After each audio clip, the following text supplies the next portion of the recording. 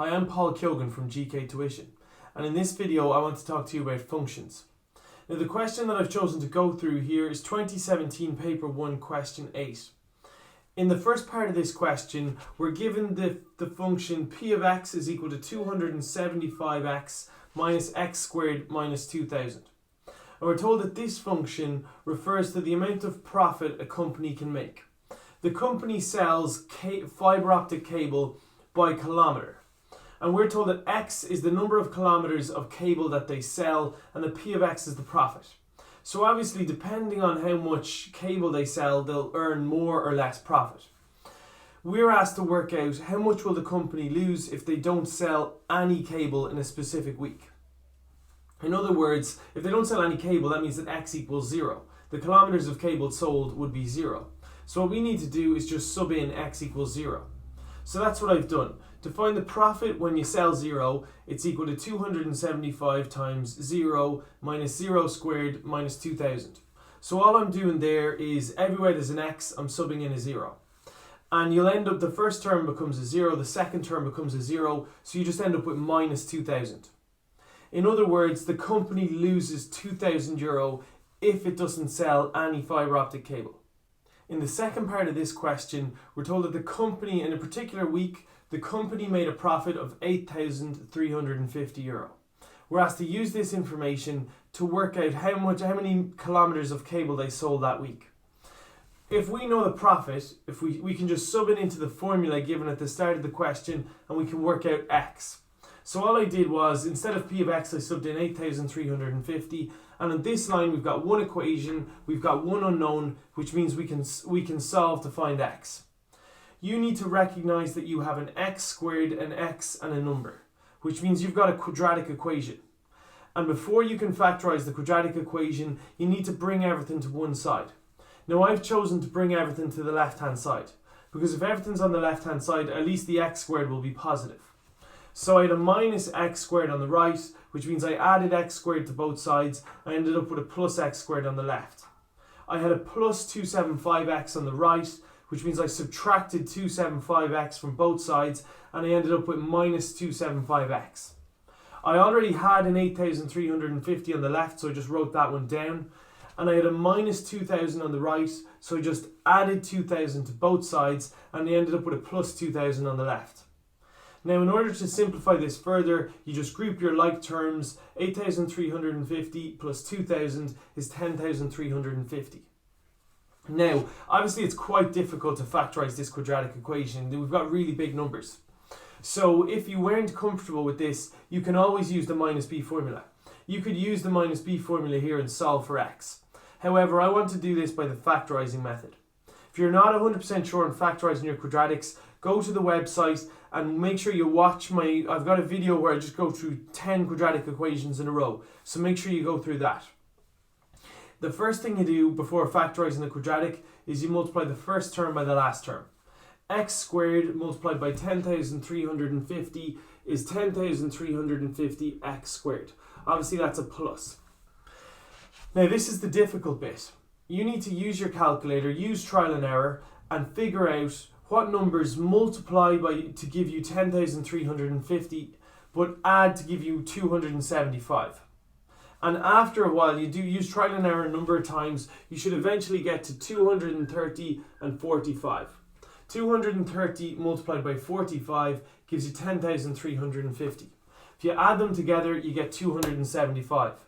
So now let's just worry about our signs. In each case, these need to be x's, because 230x by 45x gives me 10,350 x squared. Now this is a plus, which means it's either going to be a plus multiplied by a plus or a minus multiplied by a minus. Essentially it means that both of these need to be the same sign. And I need them to add up to minus 275x. So obviously that means they both need to be negative. So let's think about this now. Minus 230x multiplied by minus 45x gives me plus 10,350 x squared. And minus 230x, if I add it to minus 45x, I get minus 275x. So far it checks out. Once you've identified that, the rest of it is very straightforward. So what you need to do is just rewrite your quadratic.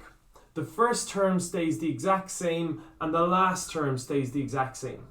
However, instead of writing a minus 275x, we need to add in these two terms.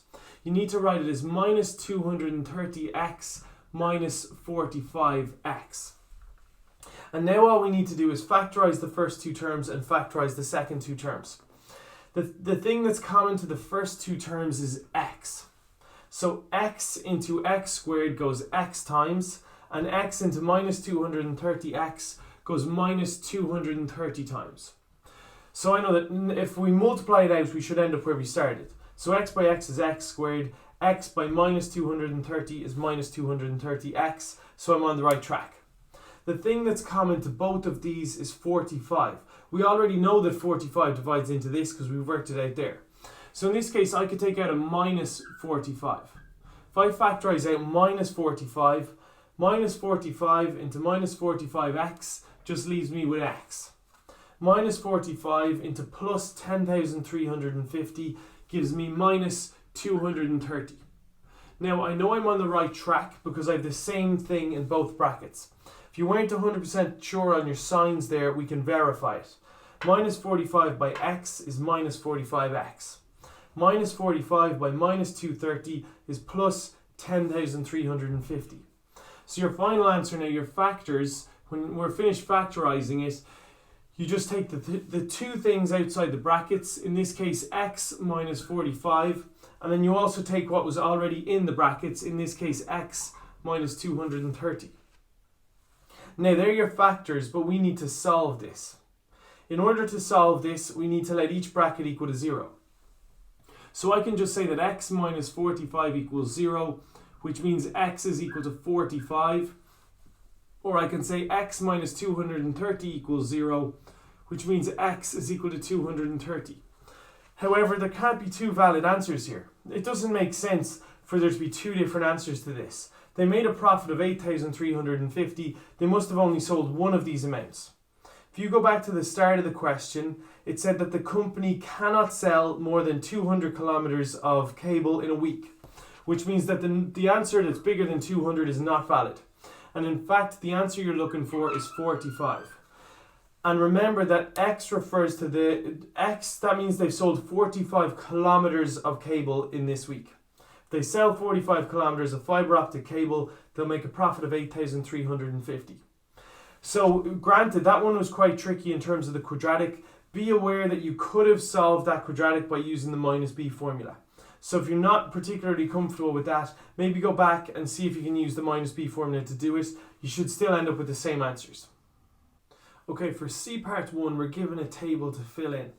We're asked to fill in the amount of profit the company will make if they sell 50 kilometers, 60 kilometers, 70, 80, 90 or 100 kilometers of cable.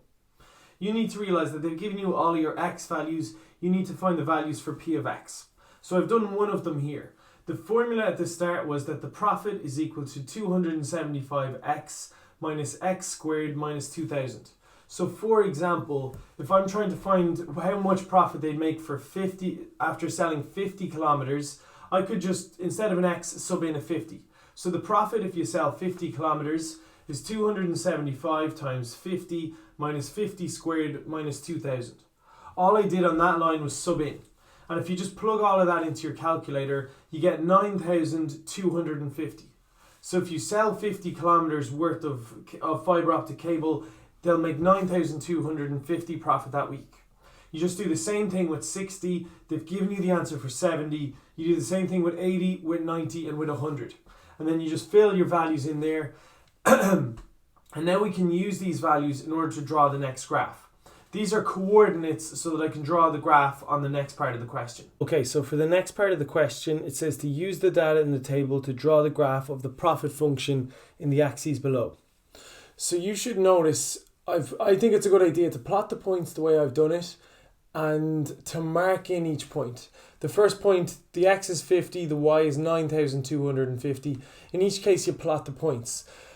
And it's really important you notice that this is not a linear function. It's got an x squared in it. It's not increasing by the same amount each time, which means you cannot use a ruler. If it looks like you've used a ruler, you'll lose marks. You need to do it freehand and make it look like a curve. Okay, in C part 3, I'm asked to use the graph to estimate the amount of cable, the number of kilometers of cable the company needs to sell in order to make between 10,000 and 14,000 profit per week. So what you need to do is go from 10,000, and it says use your graph, so you have to mark in these lines. Obviously you should use a ruler and draw a broken line across to the graph. When you reach the graph, you draw a broken line down, and depending on how accurate your graph is, it should land at 55. So the lower range, if the company sells 55 kilometers of cable, then that means that they'll make a profit of 10 grand. So where you fill in the lower, the answer is 55.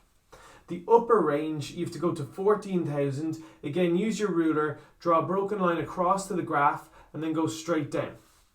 And what depending on how accurate your graph was, you should get 83 that time. So the upper range, if the company sells 83 kilometers of cable, then they'll make 14 grand profit. So the two answers there were 55 and 83. In the final part of this question, we're asked to work out the number of kilometers of cable sold when the rate at which the company's profit is increasing is €105 per kilometre.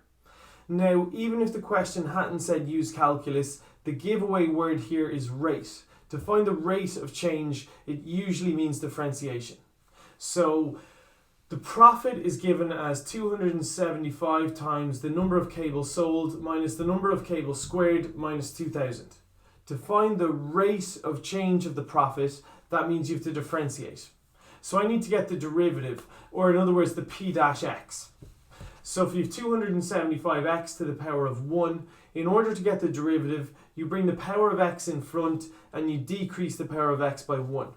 So in this case, it's x to the power of 1, so the 1 comes in front and becomes 1 by 275 is just 275. And then the power of x decreased by 1, so it became x to the power of 0. But obviously x to the power of 0 is irrelevant, so I can just eliminate it. X to the power of 0 is just 1. So that term just becomes a 275. And then this term, a minus x to the power of 2, the power of x comes in front, so it's minus 1 by 2, which gives me minus 2. And then the power of x decreases by 1, so it was 2 and now it's 1. Or in other words, you can just write that as minus 2x. The derivative of minus 2,000, there's no x value there at all, so the derivative is just 0. So I could say that the rate of change of the profit is 275 minus 2x. And I've been asked to find the value of x when the rate of change of the profit is 105. So I can just sub in, instead of the rate of change of profit, I can say that 105 equals 275 minus 2x. And at this stage I have a relatively straightforward linear equation. I just need to get x on its own and work out what the value of x is. So in this case, I wanted to get rid of the 275 on the right hand side. So I subtracted 275 from both sides, and I get 105 minus 275 equals minus 2x. If you subtract those, you get minus 170 equals minus 2x. Since both of these sides were negative, I multiplied both sides by minus 1 just in order to change the signs. If minus 170 equals minus 2x, I can say that plus 170 is equal to plus 2x. And now, in order to isolate my x or get x on its own, I just needed to divide both sides by 2. If you divide the right hand side by 2, you just get x. If you divide the left hand side by 2, it's 170 over 2, which works out as 85. So in other words, the answer here is x equals 85. If you sell 85 kilometers of cable, the rate at which the profit is increasing is 105 euro per kilometer. Now, I hope all of that makes sense. If there's anything you're unsure of there, or you'd like me to explain it differently, let me know in class or send me an email and I'll clarify it for you.